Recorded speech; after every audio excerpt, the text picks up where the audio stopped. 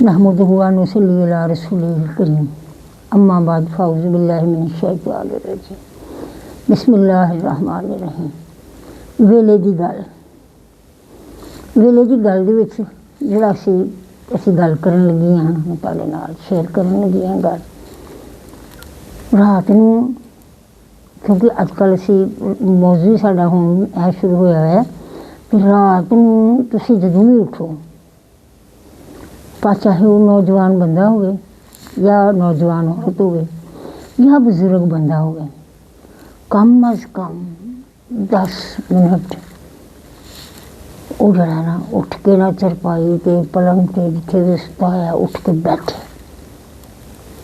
बैठ के अपने हवास बहाल करे,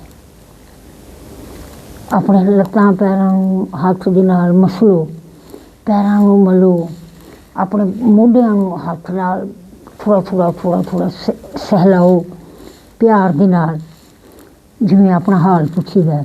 हाँ बई वो फिर आहिस्ता आहिस्ता दौराने खून जिहड़ा ना वो फिर जारी हो जाता है। तुसीं सुत्ते हुंदे ना, सुत्ती हालत दे विच तुहाडी जिहड़ी हुंदी ना खून दी गर्दिश वो होर उहदी रफ्तार हुंदी है।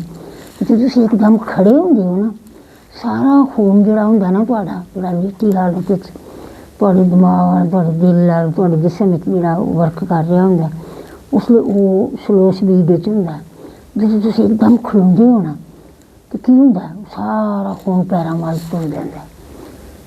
जदों पैरां वल तुर जांदा ना, पिंडलियां वल चला जांदा तो की हुंदा, दिमाग खून दी एकदम कमी हो जांदी, चक्कर आ जांदा और उहदे नाल अक्सर जिहड़े हुंदे ने डिग पैंदे ने लोग। डिगन के वाकियात रात के वक्त नींद च उठन तो बाद जागन तो बाद बहुत ज़्यादा जिहड़े ने वो सामने आते हैं और उहदे नाल नुकसानात बड़े होंदे ने। कई लोग जिहड़े ने उन्हां नूं चोटां भी लग जांदियां ने और एक सारियां तो वड्डा जिहड़ा नुकसान है ना वो है हार्ट अटैक, हार्ट रेस्ट हो जाता। इस वास्ते एहतियात करो, सिर्फ इन्नी की एहतियात ही बड़ी है कि उठ के बैठ के अगर तुहानूं तीसरा कलमा आंदा है तो बैठ के ना तीसरा कलमा पढ़ लो।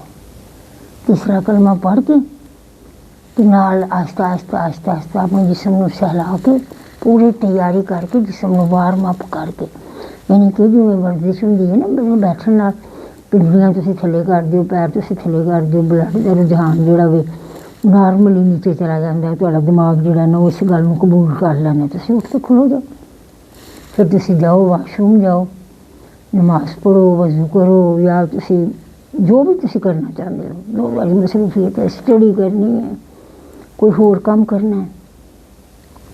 जज़ाकल्लाह।